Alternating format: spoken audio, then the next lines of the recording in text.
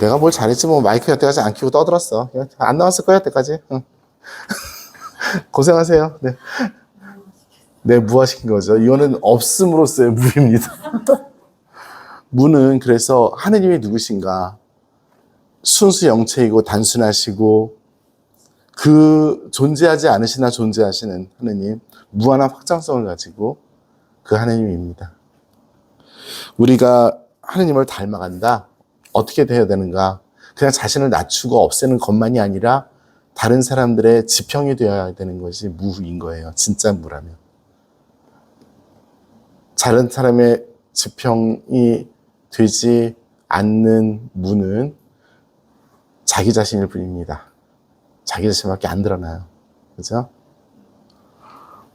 예수 그리스도는 세례 성사를 받으심으로써 이는 나의 사랑하는 아들, 내 마음에 드는 아들이다. 이야기 들었을 때 자기가 받은 사명이 무엇인지 죄송합니다. 당신께서 받은 사명이 뭔지를 알았어요. 그거는 십자가의 무였던 거죠. 네. 이런 설명은 교리서에 없습니다. 교리서는 영성서적이 아니기 때문에 그렇습니다. 네. 이 1225항 그리스도께서는 당신의 파스카를 통하여 모든 사람을 위한 세례심을 열어주셨다. 그래서 십자가에 달리셨을 때 가슴에서 흐르는 피와 물이 바로 세례성사와 성체성사의 예표다라고 이야기합니다. 자, 교회 안에서의 세례. 예수님께서 세례 열심히 베풀라고 하셨고 교회는 죽으라고 베풀고 다니고 있습니다. 지금도 그렇습니다. 네.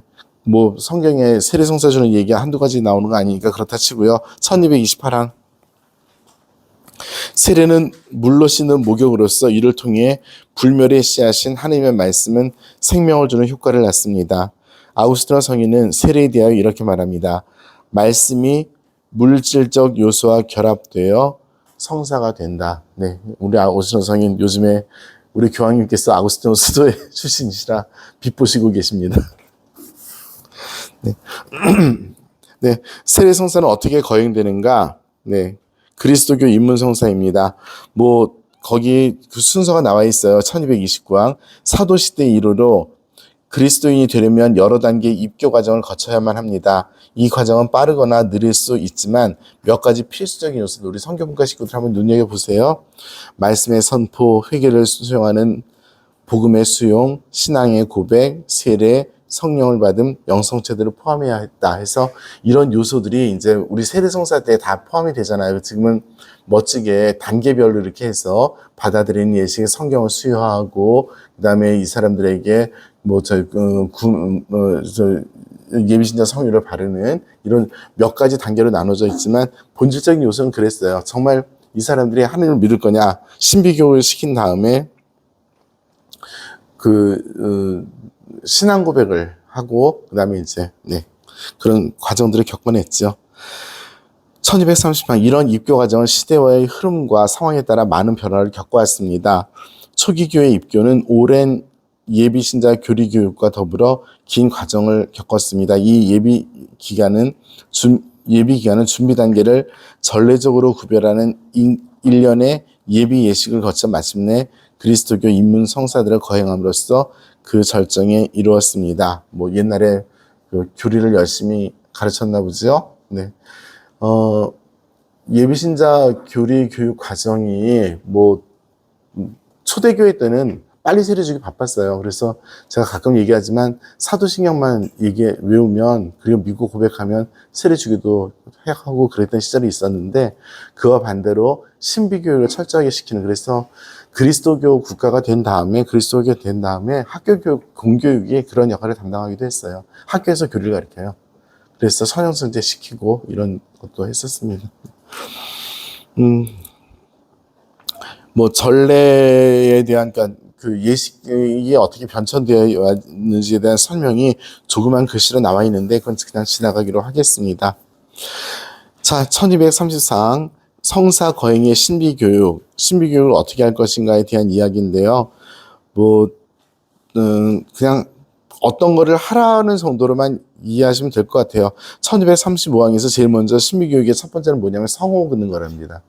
성부와 성자, 성령께 대한 신앙 고백, 그것이 신비교육의 첫 번째이고요.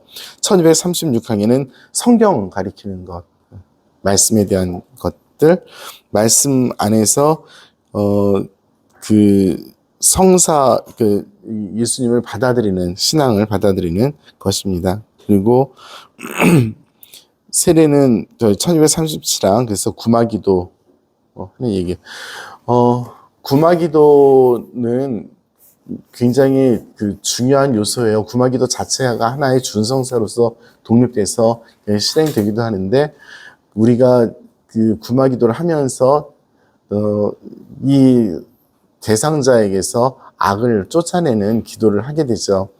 이 악을 쫓아내는 기도에 대한 그 설명은 예수님께서 사탄아 물러가라 하시면서 베드로의 마음을 밝혀주셨던 그것과 똑같은 것이라고 할 수 있습니다.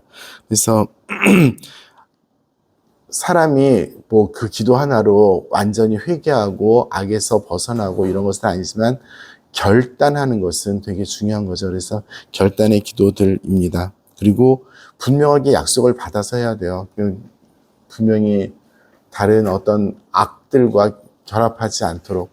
우리 평택에는 굉장히 아름다운 언덕이 하나 있습니다. 재랭이 고개라고. 거기 가면은 보살님들이 여러 분 계시는 그런 건데요. 서울에는 거의 만만치 않게 미아리 고개라고 있습니다. 저희 서울신학교 바로 뒤에 차 타고 20분만 가면 미아리, 거기 점집들 되게 많고 이제 그랬어요. 가보셨어요? 네. 재랭이. 재랭이 말고 저기 서울에 미아리 고개 정말 많아요. 나중에 1990년대 좀 안 됐을 텐데 그 무당 언니들이 보살 언니들이 합쳐가지고 ARS로도 전화로도 상담돼서 정말 대단하다. 그때 막 시작됐거든요.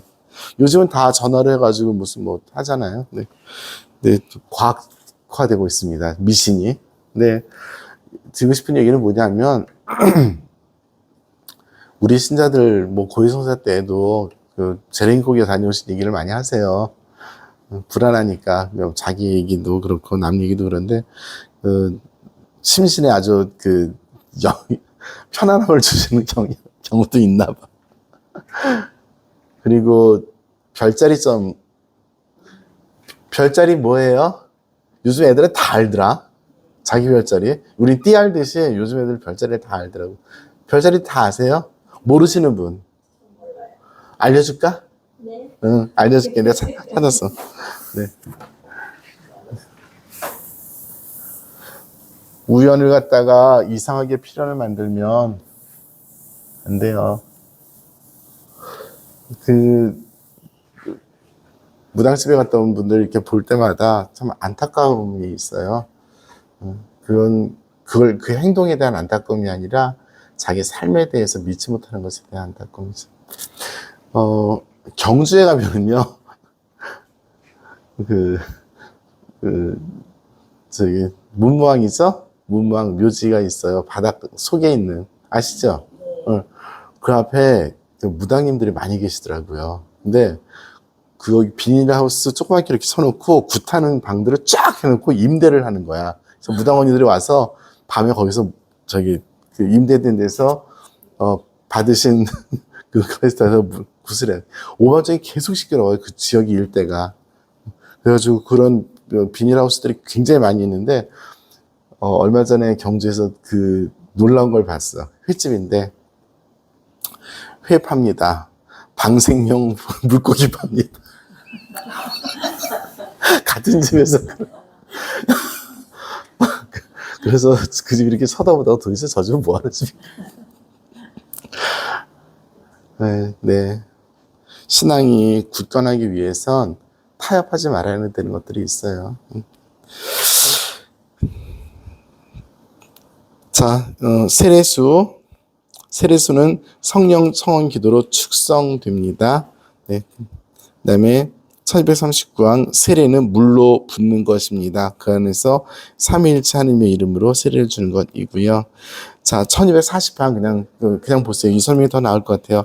라틴 교회에서 집전자는 3번 물을 부으면서 나는 성부와 성자와 성령의 이름으로 누구에게 세를 줍니다. 해서 성부와 성자와 성령의 이름으로 해서 손을 제가 3번 이렇게 하잖아요. 네. 세를 줍니다고 말한다. 동방전례에서는 예비신자들에게 동쪽을 향하고 사제는 하느님의 종 누구에는 성부와 성자에게는 성부와 성자 성령의 이름으로 세례를 받습니다 하고 말한다. 그리고 성삼위를 각각 부르면서 예비신자들이 물에 들어갔다가 나왔다가 하기도 하고요. 경우에 따라서 아까 말씀드렸듯이 이미 들어가 있는 상태에서 거기서 바켓으로 이렇게 물을 갖다가 붓기도 합니다. 네. 왜 동쪽을 바라봐요?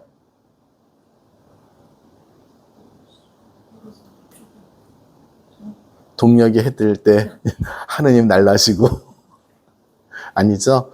동쪽에서 떠오르는 새로운 태양이신 예수 그리스도입니다. 이게 뭐예요? 누가 봐도 제대잖아. 제가 여기 있어요. 뭐 경본이 있어요. 이 방향이 어느 쪽 방향이어야 될까요? 지금 제가 신자분들 그러니까 신자분들이 제 뒤에 계셔요. 제 뒤에 계시고 저는 앞쪽을 보고 있는데 이 방향이 동서남북 어디일까요? 네, 동쪽입니다. 원래 성당을 지을 때 그렇게 했어요. 책을 이렇게 돌려놨죠. 성세포 책을 이렇게 돌려놨습니다. 어느 쪽일까요, 여기가? 동서남북에서. 서쪽은 이쪽이지. 남쪽은 이쪽이지.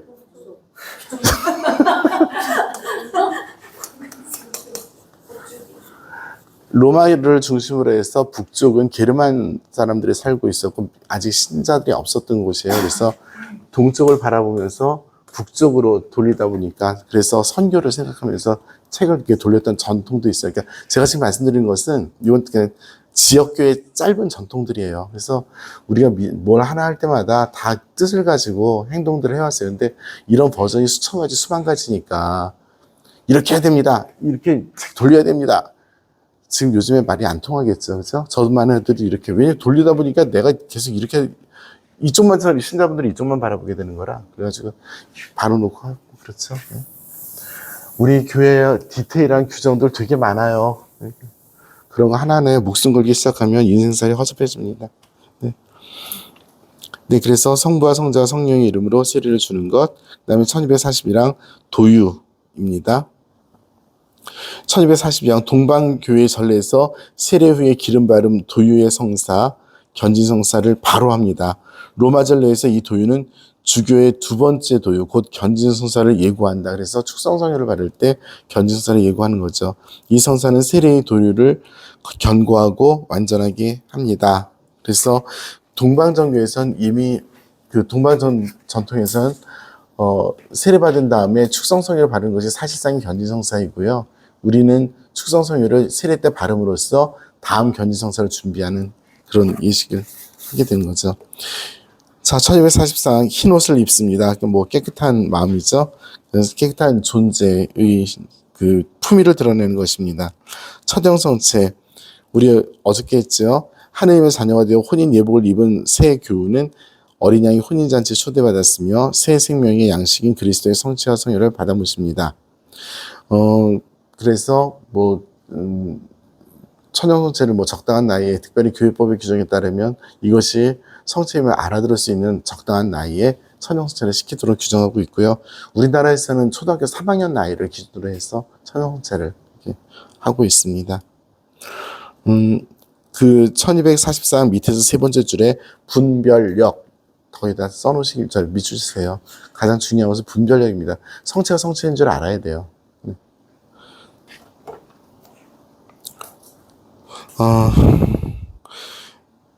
네, 그래서 그 세례 예식에 대한 설명들을 하고 있는데요. 세례 예식에 대한 설명들은 우리가 이미 많이 봤으니까 이런 요소들이 있다는 걸 잘 알 텐데, 여기 보면 촛불 켜는 예식 이런 게 없죠. 네, 촛불 켜는 예식. 뭐 얼마든지 들어갈 수 있어요. 얼마든지 들어갈 수 있고요.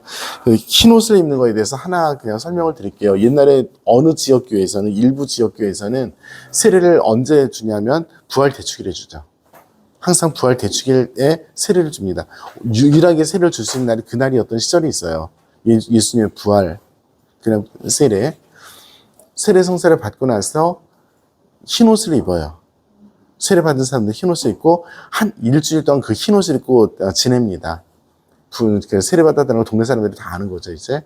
그리고 나서 그 세례 받은 사람들이 그 다음 주일날 그 흰 옷을 벗어서 빨래를 해서 뭐 집에 잘 보관하기도 하지만 어떤 경우에는 본당에 보관하기도 했어요. 이름 써가지고. 그래서 그 주일을 무슨 주일이라고 했냐면 지금 하나님의 자비주일이라고 그러죠. 옛날엔 400주일이라고 그랬어요. 400주일. 400이 뭐예요? 네? 400이 뭐예요? 아니에요. 아니에요. 사가 무슨 사자예요? 안 죽음. 아니야. 아님. 아님. 내가 강론 시간에 이거 있잖아. 작년에도 했고 올해도 했다. 들었어. 들었지? 응. 벗을 사자예요. 흰옷을 벗는 주일. 흰옷을 벗는 주일. 그래서 그걸 갖다가 본당에다 걸어놓고 그의 세례 증명서 대신했던. 나 무려 이거를 갖다가 이제 완벽하게 세 번째 했으니까 내년에는 400주일이나 여기 있는 사람들 지적해서 물어볼 거야. 400주일이 뭐예요? 그러고선. 어떻게 처음 들을 수가 있어? 처음 듣는 사람 거수. 이 사기꾼들. 내가 지금 몇 번을 얘기를 했는데. 손춘아님, 몇 번 들었니? 저는 두 번째 거 봤어요. 응. 한번 쓰세요. 너무들 한다, 진짜. 벗을 사자예요. 벗을 사자 어떻게 쓰냐면, 됐지? 아니, 내가 옥편이야, 지금 내가. 인간적으로 그런 거 좀 찾아라, 좀. 까먹었다. 까먹는 걸로 할게. 그래서 400주일이라고 그랬고요. 지금은 뭐 다른 의미에서 하나님의 자비주일로 지냅니다. 자, 누가 세례를 받는가? 1246항 교회법, 정말 아름다운 교회법입니다. 아직 세례 받은 모든 사람들은 세례 받을 수 있습니다. 왜냐하면 천부권이기 때문에 그렇습니다. 천부권입니다. 세례 성사를 받을 권리는 천부권입니다. 하늘로부터 타고난 권리예요. 그걸 막을 수 있는 사람은 전 세계에 아무도 없습니다. 하늘에서부터 부여한 권리입니다. 세례성사에 대한 권리는 우리는 그렇게 믿어요. 적어도 세례성사를 막을 수 있는 사람은 이 세상에는 아무도 없습니다. 네. 되게 하기 싫으네. 그냥 읽어보면 될 건데. 그거 안 하려고. 어른 세례 지나가겠습니다. 어린이 세례 지나가겠습니다. 뭐 신앙과 세례, 뭐 신앙이 있어야지 세례 받고 세례를 받으면 신앙이 성장합니다. 뭐 그런 거지 뭐. 자, 1256항 누가 세례를 줄 수 있는가? 누가 세례를 줘요? 주교와 사제이며 라틴교에서는 부제도. 그래서 성직자로서 성품을 받은 모든 사람들이 통상 집전자입니다. 그런데 비통상 집전자로 급한 경우에 심지어 세례받지 않은 사람도 세례를 줄 수가 있습니다. 어떤 사람이 지금 목숨이 깔딱깔딱 하는데 세례를 받고 싶은데 아무나 붙잡고 제발 가톨릭에서 하듯이 나에게 세례를 주십시오 하면 세례받지 않은 그 사람도 세례를 줄 수 있습니다. 비신자도. 그래서 물을 부으면서 성부와 성자 성령의 이름으로 누구에게 세례를 줍니다. 이것만 하면 세례가 유효하게 이루어집니다. 신자 아닌 사람도 그렇습니다. 오케이? 네, 신자. 그래서 천부권이라고 말씀드렸잖아요. 신자 아닌 사람도 세례를 줄 수 있다. 물은 반드시 자연수 써야 됩니다. 없다고 침발르면 무효입니다. 없다고 침발르면 무효입니다. 매터가 정확해야지 수스탄시아가 정확하게 됩니다. 그래서 거기 뭐 합당한 의향으로 하도록 그렇게 돼 있는데, 네, 뭐 하면 되죠. 자, 세례의 필요성, 뭐 구원을 위해서 필요합니다. 뭐 당연한 얘기니까 지나가고요. 1258항. 이거는 들어보세요. 교회는 예로부터 세례는 받지 않았으나 신앙 때문에 죽음을 당하는 사람들은 그리스도를 위하여 그리스도와 함께 죽은 그 죽음을 통하여 세례를 받는다는 굳은 신념을 간직해 왔습니다. 그래서 혈세는 뭐냐 하면, 혈세는 그 피 같은 내 세금이 아니라 순교 자체가 세례인 거예요. 비록 세례받지 않은 사람도.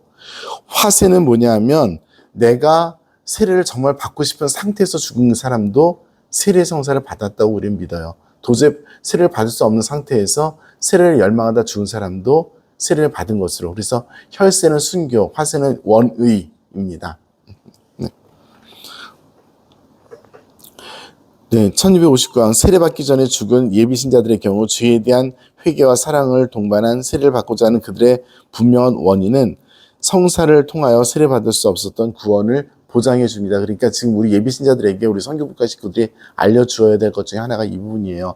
여러분이 이미 원한 그 자체가 세례 성사의 첫걸음이라고 잘 알려줘야 합니다. 원의 굉장히 중요합니다. 네. 그 다음 것들은 읽어보시면 되고, 1260이라는 게 중요해요. 세례를 받지 않고 죽은 어린이들의 경우 그들을 위한 장례 예식에서 하듯이 교회는 그들을 하느님의 자비에 맡길 수밖에 없다. 모든 사람이 다 구원을 받게 되기를 바라시는 하느님의 크신 자비로 어린이들의 나에게 오는 것을 막지 말고 그대로 두어라 하신 예수님의 어린이들에 대한 애정으로 우리는 세례를 받지 않고 죽은 어린이들에게 구원의 길이 열려 있다는 희망을 갖게 된다. 그래서 어린아이들은 자기의 의지가 없잖아요. 의지가 없으면 아직까지 그 죄도 없는 거예요. 그렇죠? 그렇게 이해를 하면 좋겠습니다. 자, 세례성사의 은총 그냥 큰 것만 읽으면 됩니다. 죄를 용서받습니다. 즉 원죄와 본죄를 용서받습니다. 그리고 거기에 새 사람이 된다고 써 있고요. 그리고 그리스도의 몸인 교회와 일치한다고 되어 있습니다. 그리스도인들이 지어지지 않은 영적인 표지를 얻게 된다. 다 이렇게 써 있는데요. 읽어보시면 될 것 같고 우리 어려울 내용은 하나도 없는데 그냥 사담으로 지나갈 수밖에 없는데 자, 제가 지금 세례를 받았어요. 제 나이가 지금 한 90살이에요. 90살이면 내가 90년 동안 살아오면서 죄를 지었을 거잖아. 세례 성사를 통해서 죄를 용서를 받았어요. 그런데 불행하게도 죄를 용서받은 나는 과거에 수많은 죄를 지었어요. 그 죄에 대해서 난 기억을 하고 있고 지금도 고통받고 있어요. 나의 무의식과 잠재의식 안에서 또 나의 양심에서 내가 옛날에 죽였던 수많은 사람들, 예를 들어서 그 사람들이 피가 왔다 갔다 하고 있어요. 그때는 내가 죄인지 몰랐으나 지금은 죄인 줄 알아서 너무 고통스러워요. 그래서 고해성사 때 다시 와서 고해를 해요. 네, 그 영적인 치유와 죄의 용서는 분명히 구별을 해야 됩니다.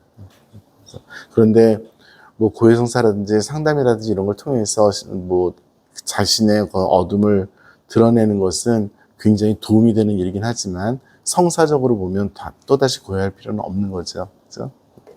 잘 도와줘야 됩니다. 사람이기 때문에 자신이 모르는 그 내적인 영역에서도 그 아픈 기억들, 죄의 기억들도 쓰라린 경험들은 그대로 기억으로 남아있어요. 어떻게 보면 그냥 원석인 상태처럼 깎이지 않은 상태처럼 남아있어서 내가 그거를 대하고 깎는 그런 노력을 아무리 하려고 해도 안 되고 심지어는 하고 싶지도 않을 때도 있어요.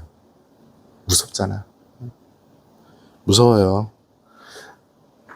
저도 그렇지만 여기 계신 분들도 그럴 겁니다. 한번 날짜 잡아서 오늘부터 일주일 동안 하느님하고 내 인생을 두고 막장 드라마를 펼쳐보겠다 좌정을 해서 내 인생 처음부터 열고 들어가서 묵상을 해보겠다 하면 딱 문을 여는 순간 굉장히 무서울 거예요. 그 안에 있는 수많은 것들, 내 인생에 있는 수많은 것들, 내가 다 기억한다고 생각하지만 그러지 못해요. 그리고 내가 다 알지 못하는 그 수많은 의미들, 그 어두움들, 네, 그렇습니다. 자, 그래서 어쨌든 간에 그 세례성사의 죄 용서에 대한 부분과 그 다음에 영적인 치유에 대한 부분은 좀 구별을 해서 보도록 그렇게 하겠습니다. 네, 죄 용서에 대한 이야기는 그냥 다 알고 있는 거고요. 그 1260원 새 사람이 된다는 것은 그 사람의 품위에 대한 이야기입니다. 그 사람이 새 사람이 된다는 것은 세례 성사를 받아서 그 사람이 마술적으로 어떤 변화를 된다는 것이 아니라 하느님의 자녀, 다시 말하면 사람다운 사람이 됨, 이 품위를 얻게 된다는 뜻을 이야기하는 거죠. 그것을 바로 1266항에서는 성화하는 은총, 곧 의화라는 은총을 받아들이고 그 의화하는 은총 안에서 살아갈 수 있는 그 힘을, 영적인 힘을 얻게 되는 것이 우리들의 품위입니다. 네, 그래서 이 성화 은총을 뭐라고 얘기를 하냐면 향주덕, 그 다음에 성령에 따라 생활하는 것, 그 다음에 윤리덕 이렇게 이야기를 해요. 네. 자, 향주 삼덕이 뭐예요? 신망의 삼덕이잖아. 네. 성령의 은혜를 통해서, 그렇죠? 네. 윤리덕은 뭐예요? 윤리덕. 견진받기 전주에 제가 11시 미사 때 슬라이드로 딱딱 정리해서 써드렸었는데 그때 미사 오신 분들 계신지 모르겠습니다. 손천아 왔었지? 응. 생각 안 나지? 네, 그럴 줄 알았어. 응? 아니, 테레사 할머니가 모르면 우리 분들 알 사람 한 명도 없어. 사추덕 또 하나 있었지. 복음삼덕.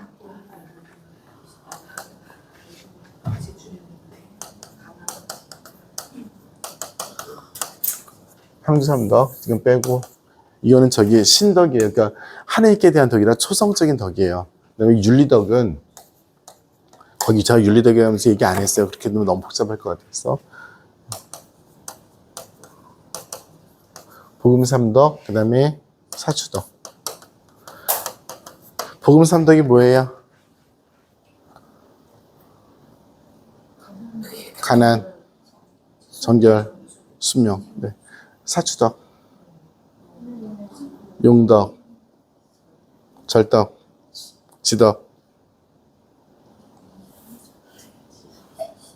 의덕. 그렇죠? 네.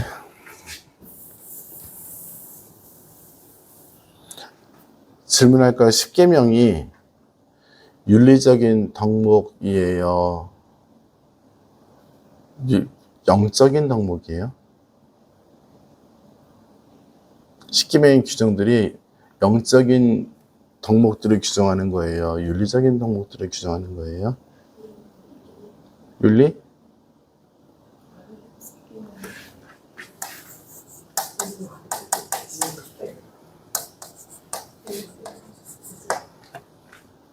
자, 윤리라고 이야기할 때 이 두 가지가 있죠. 그쵸? 네. 네, 오늘은 여기까지만 하겠습니다. 나중에 십계명 편이 다시 나올 테니까.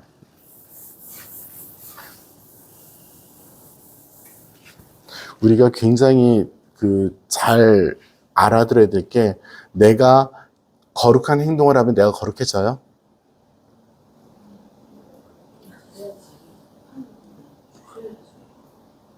다시 얘기할게요. 거룩한 사람이 거룩한 행동을 해요?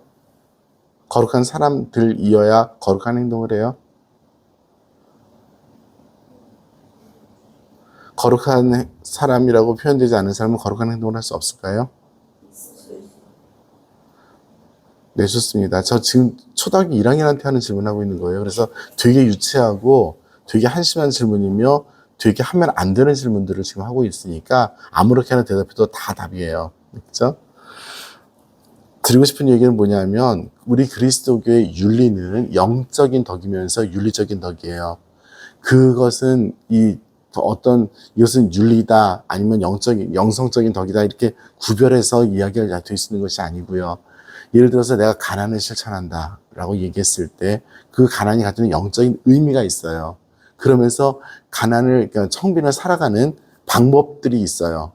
이 두 가지가 절대 분리되어 있지 않은 것인데 잘못 살면 이거 분리해서 살 수가 있기 때문에 그냥 미리 경고하자고 그냥 우리들이 잘 알고 있자고 먼저 말씀드려요. 네, 자꾸만 딴 사람이 돼요. 새 사람이 된다는 것이 무엇인가? 새 사람이 된다는 것이 무엇인가? 로마서 12장에 보면 새 사람이 되는 길에 대해서 굉장히 많이 말씀하셔요. 그래서 이렇게 저렇게 이렇게 얘기하는데 거기 보면 굉장히 많은 새로운 윤리적인 가르침들이 있는 것처럼 보여요. 거기에 그 어떤 행동 지침들로서 다른 사람이 살고 있지 않은 것들을 이렇게 사십시오 라고 하는데, 거기에 맨 끝에 보면 여러분 자신을 하나님께 바치는 제물로 바치십시오 이렇게 나와요. 여러분의 삶이 제물이 되어야 됩니다. 이거는 윤리적인 덕목을 넘어서는 그 무엇이거든요. 그게 바로 새 사람이 된다는 뜻이에요. 그리스도인이 새 사람이 된다고 했을 때, 제가 조금 전에 존엄성이라고 썼잖아요. 디그니티, 품위. 그거는 내가 어떤 신분의 차원에서 변화된다는 것이 아니라, 내가 하느님 안에서 또 교회 앞에서 내 신분이 갑자기 상승했다는 그 차원이 아니라, 살아가는 모든 것이 영적인 삶이고 살아가는 모든 것이 윤리적인 삶인데, 인간의 삶과 영적인 삶이 하나도 분리되지 않는 하나의 삶이라는 거예요. 그게 바로 새로운 삶입니다. 새로운 삶이라는 것은 착하게 새롭게 산다, 그 뜻만은 아니에요. 우리가 말할 땐 그렇게 얘기하지만 그것을 넘어서는 삶입니다. 세례송사는 그러한 은총을 우리들에게 줍니다. 자, 세례송사의 또 하나의 그 은총, 그리스도의 몸인 교회와 하나가 됩니다. 세례를 받은 사람들은 1268항입니다. 예언직, 사제직, 왕직에 참여하게 됩니다. 그 예언직, 왕직, 사제직을 받은 사람들이 모여서 이루는 공동체를 우리는 교회라고 합니다. 그러니까 교회 공동체 안에서 만난 사람들은 만난 전제 조건이 다른 거예요. 만남의 조건이. 예언직, 왕직, 사제직을 통해서 만났습니다. 예언직, 왕직, 사제직을 이야기하면서 그 관계가 이어져 나갑니다. 예언직, 왕직, 사제직을 살아가면서 영적인 친교가 계속 이루어지는 거죠. 제가 손춘화님을 만나서, 성당에서 만나서 우리 친해졌다, 그래서 맨날 카페만 싸우러 다니면 그게 교회 안에서 이루어진 친교이겠습니까? 레스토랑도 가야지, 그지? 그렇죠? 굉장히 많은 경우에 우리는 쉬운 것으로서 환원하면 안 되는 것들이 있어요. 특별히 영적인 부하들은 절대 쉬운 것으로, 인간적인 것으로 환원하면 안 됩니다. 독성죄입니다. 자신 있게 말씀드립니다. 독성죄예요. 하나님께서 주신 거룩한 거를 교회 공동체 안에 남아있어야 됩니다. 항상. 1270이란 그리스도인을 일치시키는 성사적 유대라고 이야기합니다.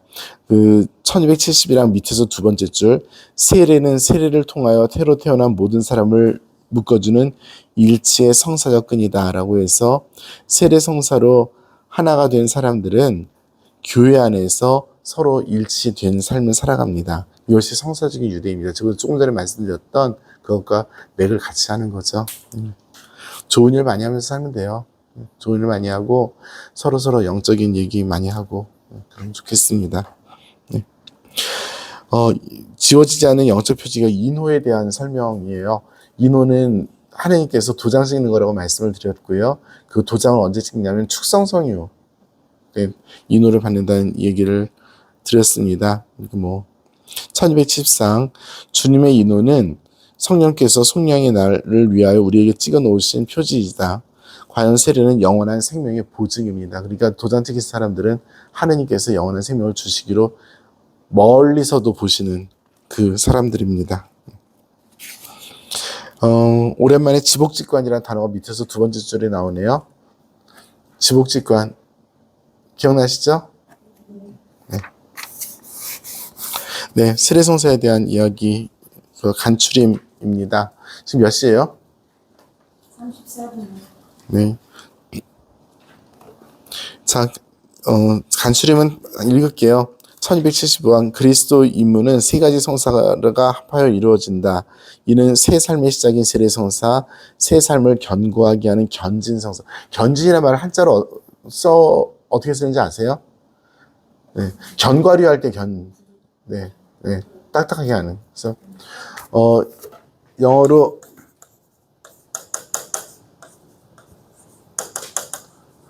컨펌 하는 성사입니다. Sacrament of Confirmation이에요. 그래서 세례성사를 견고하게 하는 성사입니다. 견진이 그렇습니다. 제자들이 당신 모습으로 변화되도록 그리스도께서 당신의 살겉으로 양육하시는 성실성사입니다. 76항 너희는 가서 이 세상 모든 사람들을 내 제자로 삼아 성부와 성자와 성령의 이름으로 그들에게 세례를 베풀고 내가 너희에게 명한 모든 것을 지키도록 가르쳐라. 17항 세례는 그리스도 안에서 새 생명으로 태어나게 합니다. 주님의 뜻에 따라 교회가 구원에 필요하듯이 세례도 구원에 필요합니다. 세례도 구원에 필요합니다. 자, 세례받지 않은 사람들 구원을 얻을 수 있을까요, 없을까요? 를 좀 이따 얘기하겠습니다. 우리는 세례를 통하여 교회 공동체에 합체됩니다. 그래서 세례 성사의 효과는 하나님의 자녀가 되고 그리스도의 공동체 안에 들어가게 되는 이것입니다. 1278항 세례 성사의 핵심적인 예식은 거룩한 삼위일체 성부와 성자 성령의 이름을 부르면서 예비신자들을 물에 담그거나 머리에 물을 붓는 겁니다. 네. 찌끄리면 안 됩니다. 물 성수로. 네. 소방호수로 뿌려도 안 됩니다. 바쁘다고 소방호수 좀 안 해니까. 이거 저기 뭐지? 소방호수 이것도 안 됩니다. 집전자가 그 사람을 알고 해야 합니다. 79항 세례의 효과 또는 세례의 은총은 풍요로운 것이다. 이 은총으로 세례받은 사람은 원죄와 모든 본죄를 용서받고 성부의 양자가 뭐예요? 양자가 뭐예요? 입양된 거잖아. 네, 바오로 사도는 입양된 그 양자라는 표현을 많이 써요. 그리스도교 신자들은 하느님께 입양되었다고 그 표현을 많이 쓰세요. 그건 뭐냐면 그 남의 자식 갖다 키우는 그 개념이 아니라 새롭게 하나님의 아들이 된이라는 표현으로 받아들일 것 같습니다. 그리스도의 지체가 뭐예요? 교회 공동체 안에서 한 자리를 차지하는 게 된다는 얘기겠죠. 성령의 성전이 되어 새롭게 태어납니다. 그 결과 그리스도의 몸이 교회와 한 몸이 되고 그리스도의 사제직에 참여한다 라고 쓰였습니다. 자, 이렇게 보면 여기 보면 이걸 이렇게 읽으면 어떤 느낌 받냐면 나는 가톨릭 교회에 속해 있어 라는 느낌을 받아요. 이 말만 읽으면. 그런데 저 신자들하고는 하나가 아니야. 이렇게 될 수도 있어요.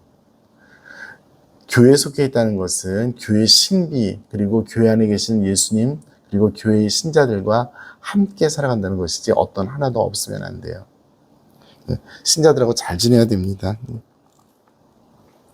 잘 지내는 방법은 사제직, 왕직, 예언직으로 만나야 돼요.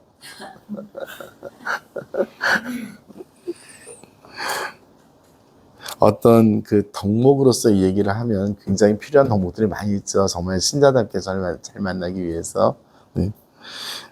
우리가 사람이기 때문에 삐뚤삐뚤해요. 그리고 뭐 본난 신부인 저도 뭐 성깔 더럽잖아. 그리고 뭐 내가 하는 판단이 항상 옳은 것도 아니고 그리고 내가 늘 잘하는 것도 아니고 심지어는 어떤 사람도 모살게도 불구하고 실수도 많이 하고 잘못도 많이 하는데 이런 것들을 다 포함해서 교회 공동체는 그럼에도 불구하고 굉장히 중요한 능력이 있습니다. 무엇이냐면 자정 능력이에요.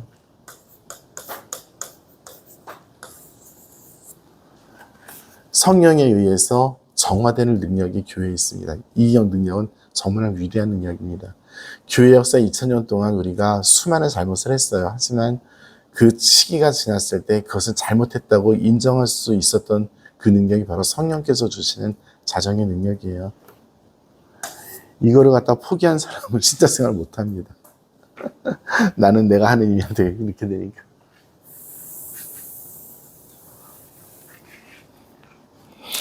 (1280항) 세례는 영혼에 지워지지 않은 영적 표지를 새겨두는데 이 인호는 세례받은 사람이 그리스도교 예배를 드리도록 축성하여 줍니다. 그래서 이 사람은 선택된 사람들이고 축성된 백성이며 하느님의 자녀들이고 거룩한 사제단의 일원입니다. 우리 사제직, 왕직, 예언직을 얘기할 때 이렇게 얘기하잖아요. 이 인호 때문에 세례는 다시 받을 수 없습니다. 세례는 무조건 한 번만 받습니다. 인호가 바뀌는 성사들은 한 번만 받습니다. 인호가 바뀌는 성사들은 축성 성유와 항상 연결이 되어 있습니다. 축성 성유를 바르는 성사는 세례, 변진, 성품 성사입니다. 사제가 되는 이 세 성사만입니다.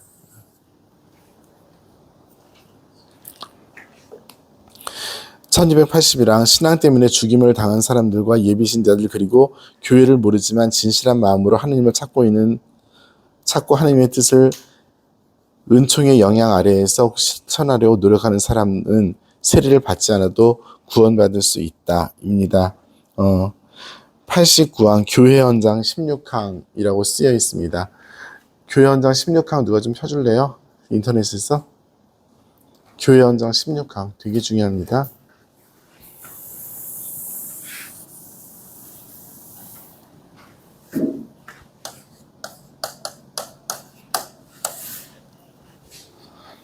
루멘 젠시움입니다. 약자 LG입니다.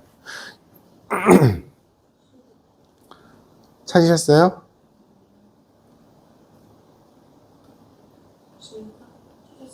네, 읽어보세요. 좀 길어요.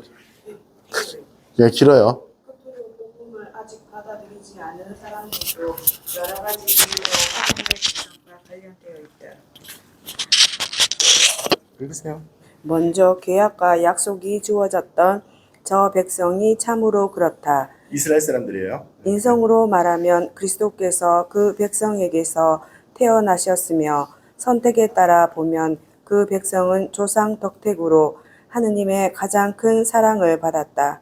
하느님께서는 한 번 주신 선물이나 소명을 다시 거두지 않으시기 때문이다. 그러나 구원 계획은 창조주를 알아모시는 사람들을 다 포함하며 그 가운데에는 특히 무슬림도 있다. 그들은 아브라함의 신앙을 간직하고 있다고 고백하며 마지막 날에 사람들을 심판하실 자비로우시고 유일하신 하느님을 우리와 함께 음숭하고 있다. 어둠과 그림자 속에서 미지의 신을 찾고 있는 저 사람들에게서도 하느님께서는 결코 멀리 계시지 않으신다. 이 사람들은 역사 이전에 예수 그리스도를 모르던 사람들도 있고 이 세상에 살지만 예수님을 아예 모를 수밖에 없는 그런 구조에 사는 사람들도 포함되어 있어요. 네. 하느님께서 모든 사람에게 생명과 호흡과 모든 것을 주시고 구세주께서 모든 사람이 구원받게 되기를 바라시기 때문이다. 사실 자기 탓 없이 그리스도의 잠깐. 자기 탓 없이 엄청나게 중요합니다. 밑줄 쳐놓으세요. 핸드폰에다가. 자기 탓 없이 굉장히 중요해요. 자기 탓 없이입니다. 굉장히 중요한 표현입니다. 알면서 거부하는 것이 아니란 뜻입니다. 네, 사실 자기 탓 없이 그리스도의 복음과 그분의 교회를 모르지만 진실한 마음으로 하느님을 찾고 양심의 명령을 통하여 알게 된 하느님의 뜻을 은총의 영향 아래에서 실천하려고 노력하는 사람은 영원한 구원을 얻을 수 있다. 네. 세례받지 않아도 된다는 얘기죠. 그래서 세례받지 않아도 하나님의 뜻을 진실하게 찾는 사람들은 구원을 받을 수 있답니다. 예를 들어서요. 우리 공자님 어떠세요? 지옥 가야 돼요? 공자님? 아니요. 우리 조상님들 죽어라고 살기 바빴는데 지옥 가야 돼요? 하늘 몰랐다는 이유로? 아니. 네, 하늘의 자비를 갖다가 세례라는 어떤 그 성사를 통해서 국한시키는 것은 죄악입니다. 어떤 종파든 것은 죄악이에요. 하나님은 그렇게 쪼잔하진 않잖아. 하나님은 모독하는 행위입니다. 그런 교회들은 없어져야 돼요. 하나님을 호도하고 있고 하나님을 모욕하고 있습니다. 실상노릇이에요. 그래서 읽으세요. 또 읽어요? 예, 또한 하느님의 섭리는 자기 탓 없이 아직 하느님을 분명하게 알지 못하지만 하느님의 은총으로 바른 생활을 하려고 노력하는 사람들에게는 구원에 필요한 도움을 거절하지 않으신다.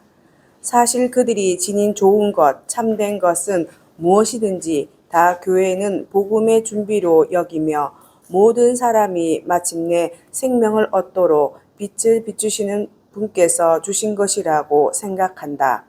그러나 사람들은 흔히 악마에게 속아 허황한 생각에 빠져 하느님의 진리를 거짓과 뒤바꾸고 창조주보다 피조물을 더 섬기며 또는 이 세상에서 하느님 없이 살다가 죽어가며 극도의 절망에 놓인다.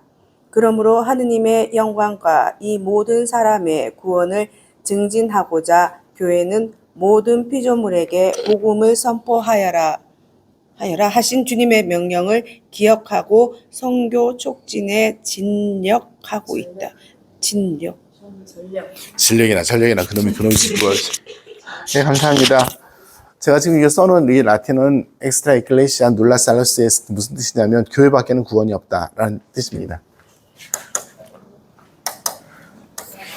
엑스트라 바깥 교회 에클레시아 눌라 nothing 살로스 구원 에스트입니다. 교회 밖에는 구원이 없다. 맞아요? 네, 우리들에게 큰 도전이 되었던 그 명제입니다. 이것이 모든 사람들에게 천주교도 그렇고 뭐 그리스도교 국가 교회에서도 지금 이 명제가 큰 확고한 신념이기도 하지만 확고하지 않은 어떤 경계선도 있는 것이 맞아요. 우리 교회원장 루멘 젠시움 약자예요. 루멘 젠시움 16항. 우리 가톨릭 교회가 전 세계에 던진 가장 큰 폭탄 중에 하나입니다. 굳이 하느님을 믿지 않아도라는 뜻이 아니라 자기 탓 없이 하느님을 믿지 않아도 하느님께서는 구원의 정상적인 도정으로서 그들의 삶을 받아들이시는 확신입니다. 이것이 미사 경본 중에서 감사기도에도 들어갔어요. 사양식에 보시면 하느님께서는 자기 탓 없이 있는 이들에게도 구원을 이루시니 이런 표현들이 들어가 있어요. 개신교에서는 때려주기도 받아들이지 않는, 그래서 자기 교회에만인 그런 제 XX들입니다. 그렇게 주장하는 사람들은 마귀입니다. 그냥 딱 한마디로 얘기하기야 마귀입니다. 하느님을 건데요. 이 명제가 천주교에서도 통용이 됐어서 무조건 세례를 받지 않으면 안 된다고 생각을 했었어요. 그리고 그 생각에서 구원을 위해서 세례성사가 반드시 필요하다는 생각을 우리는 포기한 적이 단 한 번도 없습니다. 세례성사는 반드시 필요합니다. 구원을 위해서. 그것 외에 자기 탓 없이 정말 상황이 안 되어서 인간의 한계 때문에 어쩔 수 없이 옳음을 지향하고 살고 그리고 선을 살려고 노력을 하고 그리고 진실하게 무엇인가를 찾는 사람들에게 하느님께서는 구원의 문을 열어놓으신다. 왜냐하면 그 모든 것이 그리스도교 교회로 오는 그리스도와 일치되는 준비 과정이기 때문에 그렇습니다. 예비신자에게 적용했던 것과 똑같은 그런 것들이에요. 그래서 세례성사 이야기하면서 우리가 굉장히 중요하게 느껴야 될 것이 우리 교회의 확신, 1965년에 발표됐죠. 루멘젠시움이 62년에 발표됐군. 63년. 이 교회 현장에서 이 이야기는 정말 전 세계에 큰 폭탄을 터뜨렸습니다. 개신교 난리 났고요. 이슬람 난리 났고 불교 난리 났고 그렇습니다. 네. 하나님의 자유로움에 대해서 우리가 믿고 있는 확신입니다. 그럼에도 불구하고 세례성사는 반드시 구원에 필요합니다. 그거는 우리들이 구원의 정상 도정으로서 세례성사는 필요한 것이고 그것 외에 하나님께서만이 아시는 방법으로 우리는 몰라요. 하나님께서 아시는 방법으로 구원의 방식을 마련하신다는 확신도 또한 우리에게는 굉장히 중요한 확신입니다. 네. 세례성사 대충 여기까지 할 거고요. 세례성사 진짜 하기 싫었어요. 왜냐하면 아까 했던 그 마음 때문에 그래. 아니 이걸 내가 다 읽으면 다 아실 텐데 이걸 내가 썰라썰라 해야 되나 싶어가지고 그렇습니다. 그런데 너무 성의 없게 하다 보니까 좀 조직적으로 안 된 부분이 있어서 좀 아쉽긴 한데요. 잘 읽어보시고 자 다음에 견진성사부터 해서 줄줄이 가도록 하겠습니다. 다음에 견진성사는 좀 이렇게 열심히 하도록 할 거고요. 저의 강의 계획을 말씀드리겠습니다. 7월 7일 무슨 요일?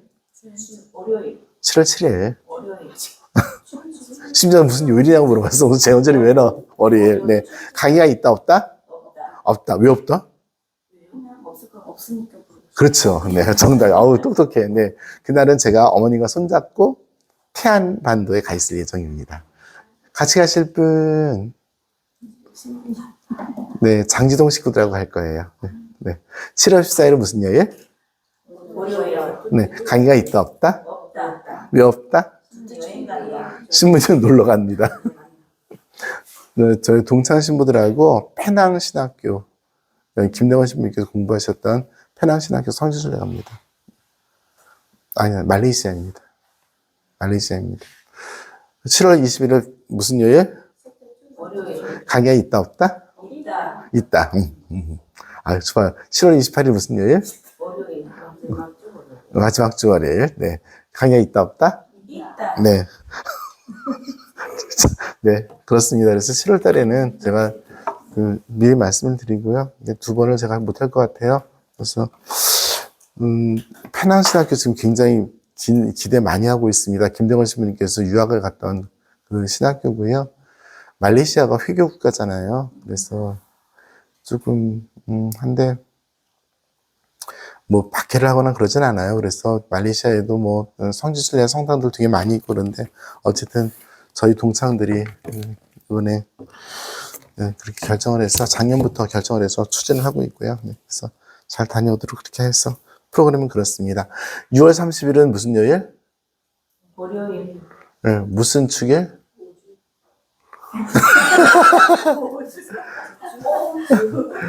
오주요. 6월 29일은 성 베드로와 성 바오로 사도 대축일이고요. 그 다음 날은 로마 교회 순교자 기념일입니다. 로마 교회에서만 지냅니다. 그러니까 베드로 바오로 사도가 로마에서 돌아가셨으니까 그 전통에 따라서 그렇습니다. 그날 우리 집에서부터 까딱곰바 가는데 차가 없어가지고 2시간 반 걸어가다가 죽은 줄 알았습니다. 원주교구 신부가 안 가봤다 그래가지고 이 자식이 그냥 시험도 끝났고 그래서 가자 했더니 차가 없네. 배차가 2시간 반, 2시간, 3시간 막 이렇게 돼요. 거기 까딱곰바 있는 데가 좀 시골이어가지고.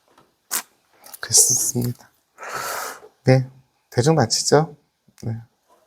여름이라 많이 힘들 텐데 공부 설렁설렁 하십시오. 설렁설렁 하시고 행복한 생각 많이 하시고 저는 제가 조금 2년 동안 우리 성당에 있었어요. 2년이 지났어요. 가만 생각하니 무엇에 대해서 치열해야 될 것인가라는 생각, 무엇을 더 우리 신자분들하고 나눠야 될 것인가라는 생각인데요. 복음을 살아가는 것이 우리를 얼마만큼 자유스러운가를 머리가 아니라 삶으로서 같이 살아내는 그것이 필요하지 않나라는 생각이 듭니다. 뭘 많이 가르치려고 엄청나게 노력을 하려고 생각을 했는데 그것을 넘어서는 하나님의 자비, 하나님의 크심 이런 것들이 좀 더 저에게 무엇인가를 이야기하는 시기들입니다. 네. 그렇다고요. 지금 내일은 또 밝힐지도 몰라. 굿나잇 에브리바디. 앞에 녹음 저희가 못해서 죄송합니다. 네, 용서해 주세요. 성부와 성자 성령의 이름으로 영광이 성부와 성자 성령께 성부와 성자 성령의 이름으로